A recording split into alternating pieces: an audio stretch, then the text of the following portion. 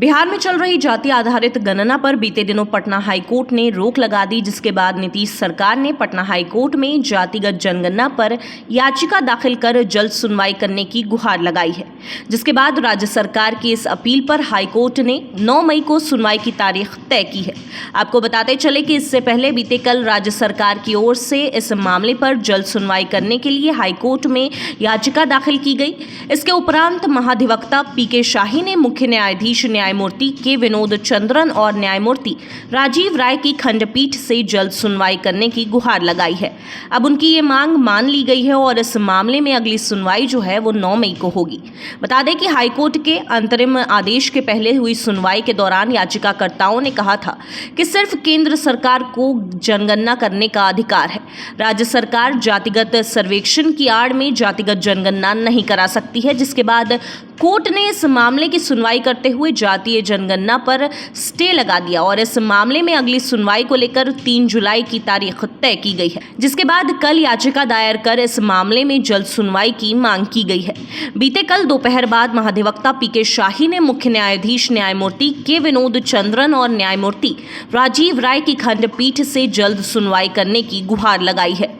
बता दें आपको कि पीके शाही का कहना है कि कोर्ट ने इस केस में अंतरिम आदेश जारी किया है और अंतिम सुनवाई करने के लिए अगली तारीख 3 जुलाई तय की गई है, लेकिन न्याय हित में इस मामले पर जल्द सुनवाई की जानी चाहिए। कोर्ट ने उनके अनुरोध को मंजूर करते हुए सरकार की ओर से जल्द सुनवाई करने के लिए दायर आईए पर 9 मई को सुनवाई करने का आदेश दिया है।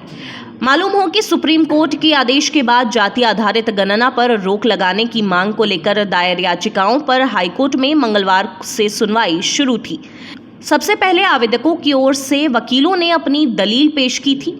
वहीं जाति आधारित गणना को जारी करने के पक्ष में राज्य सरकार की ओर से महाधिवक्ता पीके शाही ने पक्ष रखा।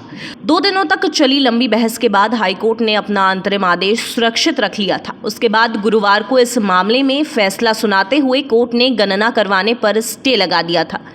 इन सभी मामलों पर आगे की सुनवाई के लिए 3 जुलाई की तारीख तय की है। मुख्य न्यायाधीश न्यायमूर्ति के विनोद चंद्रन और न्यायमूर्ति मधुरेश प्रसाद की खंडपीठ ने एक साथ 5 याचिका पर सुनवाई कर 31 पन्ने का अपना अंतरिम आदेश दिया था। बताते चले कि जातीय जनगणना 2 चरणों में प्रस्तावित है। पहला चरण 21 जनवरी को पूरा हो चुका है। दूसरा चरण 15 मई को पूरा होने वाला था। वहीं दूसरे चरण का गणना लगभग जो है वो पूरे तरीके से उसका काम कर लिया गया था, लेकिन अब कोर्ट के रोक के बाद इस पर अगले आदेश का इंतजार किया जा रहा है। हालांकि कोर्ट ने डेटा को सुरक्षित रखने का आदेश भी दिया है और साथ ही साथ इसे पब्लिक डोमेन में लाने से फिलहाल मना किया है। ये लो मुंह मीठा करो, आज मैंने अपना जॉब छोड़ दिया। अब हम पूर्णिया वापस जाएंगे। जॉब छोड़ दिया है? मतलब ये घर कैसे चलेगा? हम करेंगे क्या? और माँ बाबूजी क्या बोलेंगे? इसलिए मैं एक और मिठाई का डब्बा लाया। अपने बिजनेस के लिए लोन अप्रूव हो गया। अरे लोन अप्रूव हो गया वो तो ठीक है, लेकिन पूर्णिया में हम रहेंगे कहाँ? अपना घर भी तो नहीं है वहाँ। इसलिए तो एक और मिठाई का डब्बा अलग से लाया हूँ। हमने पूर्णिया में घर ले लिया है, पूर्णिया के ई होम्स पैनोरमा में। पूर्णिया में पैनोरमा ग्रुप लेकर आए हैं ई होम्स पैनोरमा। बड़ा घर, आलीशान जिंदगी और अत्याधुनिक सुविधाओं के संग। अरे अरे, अब क्यों मुंह मीठा करवा रही हो?